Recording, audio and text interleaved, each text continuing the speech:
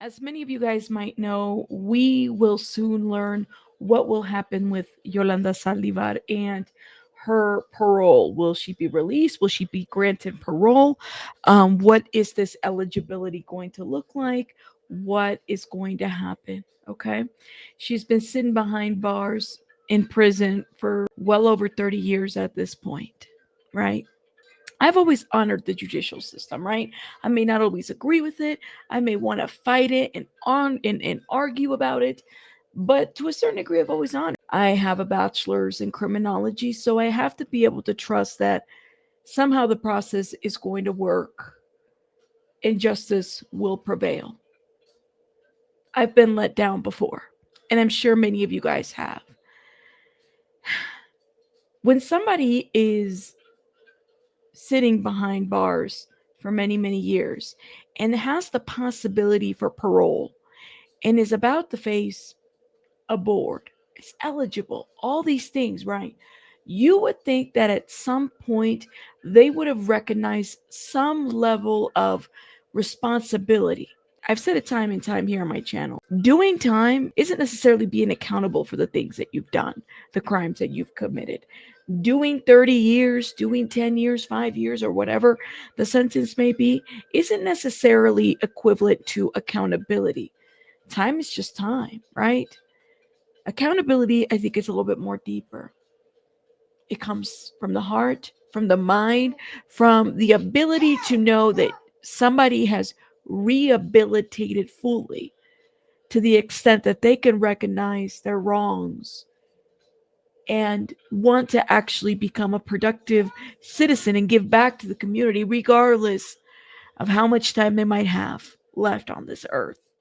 Now, from the Texas Board of Pardons and Parole, this is what we understand what parole is. Parole is the discretionary release of an offender by a board of pardons and paroles decisions to serve the remainder of a sentence in the community under supervision. Parole is a privilege, not a right. And with that being said, I look at the revised parole guidelines that are listed on the Texas Parole Board website, right? And I wanted to make it very clear that the ability for an offender to recognize their wrongs or rights isn't necessarily part of their eligibility requirements. I mean, you're assessing risk of an offender, right? The ability for this offender to, you know, be safe around the community. As we know, Yolanda Saldivar was only charged with one crime. Although, in my opinion, if other things could have been revisited from her history, she probably would have had other charges, criminal charges, specifically to fraud and forgery and all that other stuff. So, a family member of Yolanda Saldivar decides to speak to the New York Post. I don't know why they thought this was a grand idea, just like the documentary that they did last year, which was full of trash and lies and omissions by Yolanda's family. It's being essentially reported that Yolanda's family spoke with the New York Post to basically give their side of the situation, as Yolanda Saldivar is currently facing a potential parole hearing here pretty soon. Okay. Woman who murdered Queen of Tejano Selena claims star singer's death was her own fault. Family says as she makes plea for parole. So now we're blaming the victim, right? Which has been kind of typical of everything that Yolanda Saldivar has done. And even now with her family, they blame everybody for the death of Selena, but Yolanda, right? But Yolanda. The woman serving a life sentence for the 1995 murder of the Queen of Tejano Selena will soon learn if she's been granted parole. And family members tell the Post that she now believes that the singer is at least partly responsible for her own death. Oh, that just sits very beautifully for a lot of us that, have been followers of Selena before her death, and even now, right? That she's given another platform to spew this kind of vitriol to, again, assassinate somebody's character who's no longer here, to shift blame to somebody who's no longer here. But then again, But maybe we should hear Yolanda's side, right? For the hell of it. Yolanda Saldivar fatally shot 23-year-old superstar Selena Quintanilla on March 31st, 1995, in a hotel room in Corpus Christi during a confrontation. The singer believed that Yolanda had embezzled money from her and was going to fire her. But the 64-year-old prisoner now says that the singer's demeanor escalated the situation to the point of violence. Yolanda knows what she did was wrong, and she takes responsibility for it. A family member tells the Post, but she was reacting to the way she was confronted. She was reacting to the way she was confronted. Was this the same? I think it was the niece who was on that Oxygen docu-series where she's like, Yolanda's my family and Selena's my friend, and she shot my friend, and she just cried and cried and cried, and she couldn't pick what side because she was in so much dilemma. My aunt did something and killed Selena. My aunt shot a gun and it killed Selena. I know that.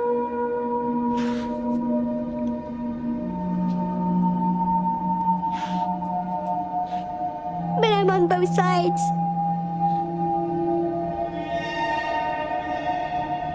She was my aunt, but Selena was my friend.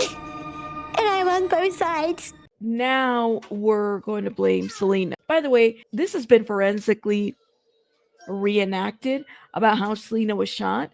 Selena wasn't like, come here, I'm gonna put my hands on you when Yolanda was pointing the gun at her. No, Selena ran out of that room. Okay. Selena bled to death. Yolanda comes out and she points the gun at Selena. Selena's gone by this time, running. She brings the gun down and she says, she did. She wasn't confrontational. So this right here, my friends, what the hell? Yolanda knows what she did was wrong. She takes responsibility for it. A family member tells the Post, but she was reacting to the way she was confronted. Yeah, because that's how you react when you point a gun at a person. She's been saying this is an accident, right, guys? That is exactly what happens when a confrontation escalates, right? She basically told the people that she had brought this gun, okay, because she was going to kill herself, right? And then that the gun went off. So for the family member to say, but she was reacting to the way she was confronted. How was she confronted when Selena ran out of that room as soon as she realized what the hell was happening and she shot her from the back? And then she goes out there, bitch, saying what she said and try to shoot her again. I swear, like, I don't know what's up with the family. There is nothing. Doing this shit right here just doesn't work in your guys' favor, okay? If the family watches any of these YouTube videos, please know, like, the best thing to do in a situation like this, and if Yolanda were to ever have an opportunity for acceptance into the community, into the Latino community specifically, it would be for her to literally admit fault, to be remorseful, and to apologize for the years of tarnishing this woman's character, this woman and her family, because it's been years, okay? Years of it. I remember being a little kid watching Yolanda Saldivar in the Spanish network, in Univision network, with Maria Celeste Harass and all these other people that would give her a time of the day, that would go visit her in the jail. And she would have people going crazy and speculating a lot of bullshit. She had premeditated to kill before. She was going to kill Abraham Quintanilla, but she didn't. She killed Selena. So what a slap in the face from the Saldivar family, right? To basically say Yolanda was reacting to the way she was confronted. I swear, y'all have no shame. No shame. She says that Selena came at her really aggressively. Selena came at her really aggressively because that's what a person, you're holding a gun, okay? And that's what you do. When Yolanda alleged that she had been raped, Selena came to her rescue, knowing that she wanted to fire her, that she didn't want her around anymore. She says that Selena came at her really aggressively, says the family member. She was so thrown off with how forceful Selena was being, Everything happened so fast. If Selena had confronted her differently, this would have never happened. How come you guys never said this on the Oxygen docu-series? Selena and Yolanda, the secrets between them. They never said this bullshit thing. I really hope that the Quintanilla family doesn't give you guys the time of day, because everything you guys have spewed has been bullshit. Even the recordings that you guys held and the items that you guys held, you guys never returned all the items that belonged to Selena that Yolanda had taken. Okay? You guys never returned those to the Quintanilla family. You kept them. And then you showed them as souvenirs when the Spanish networks were around back in the day. I know that being remorseful isn't necessarily a listed eligibility requirement for the Texas Parole Board, but don't you think that it should be, that there should be some review of the last 30 years and what Yolanda's behavior has been towards the memory of the victim and the victim's family and the BS that has been entertained for the last 30 years? I still remember Selena's death like it happened yesterday. I was a little girl, and I remember feeling like there will never be a Selena again. Nobody could even fill her shoes. Even the people that hold her name cannot. Even other Tejano musicians could not. There's been other great ones. You have Jennifer Peña. You have other ones that have tried. But there's only been one Selena. Only one. And there will only be one. Anyways, so the family member continues to say, she says that Selena came at her really aggressively, says the family member.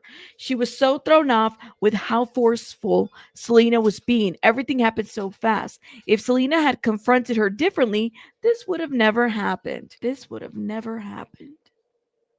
So it was Selena's fault. This is why I never believed an ounce of anything that this docu-series made, or any with Oxygen, or anything that the Saldivar family said, or the other family, or the other nieces and nephews. No, no, no, no. Never. It was all a lie. Okay?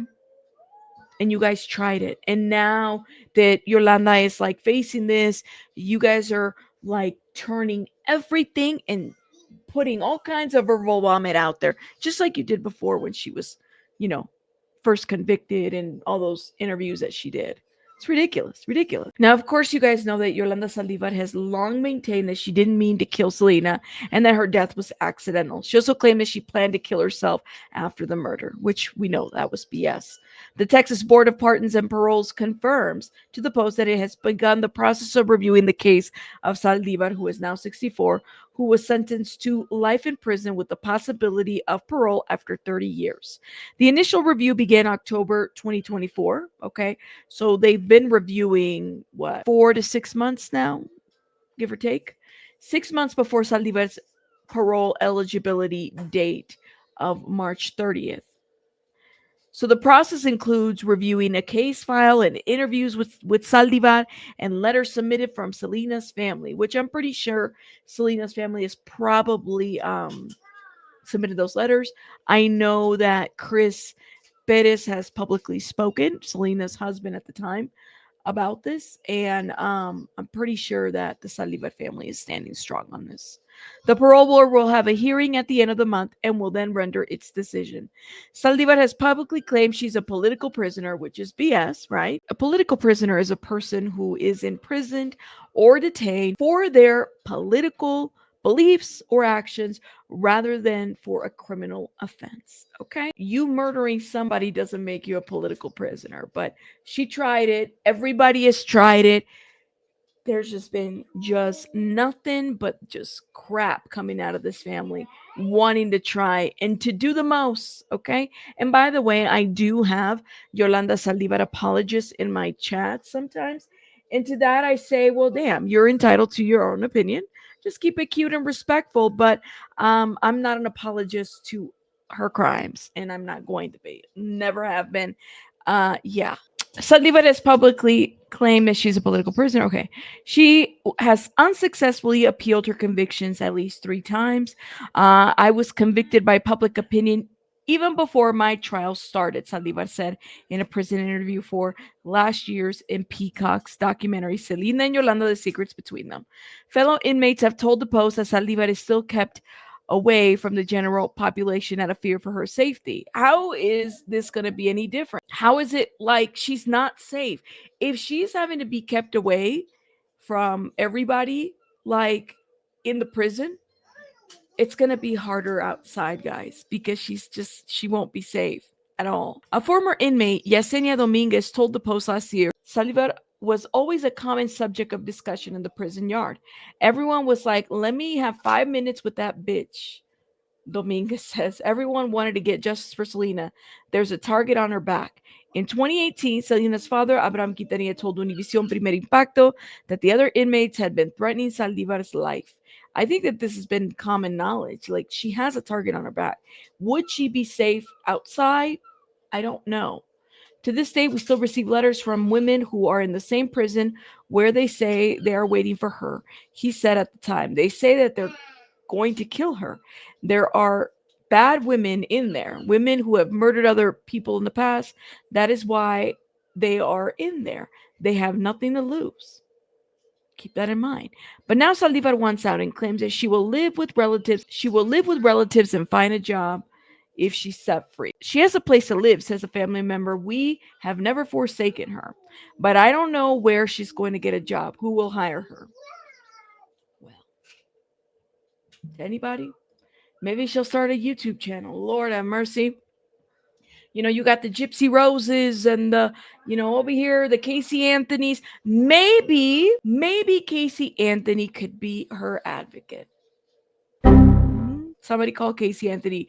Yolanda Saldivar will probably sit with her. Guys, let me know what you guys think in the comments about this whole situation. By the way, I had received at least like 7 emails about this article from the Post from some of you guys that said, Rabbit, I really like your Selena coverage. I cannot wait for the next video. When you're going to do the next video? And well, here's one. It definitely deserves a different video. Like, I'm gonna be honest with you. I'm a little like wondering how this assessment by the Texas Parole Board is going to look like. Does she present to be a risk? And I mean, are they going to look at the fact that she's just not remorseful? She's still victim blaming, and her family still victim blames Selena, and then they tarnish her character. I can't with that family, guys. I really can't. And I don't blame the Quintanillas for being closed off, for trying to honor and respect and share the memory of their daughter. I have a lot of appreciation for that. I feel like that's what you do. Family sticks together, and I have a lot of admiration for the way in which the family has handled a lot of things.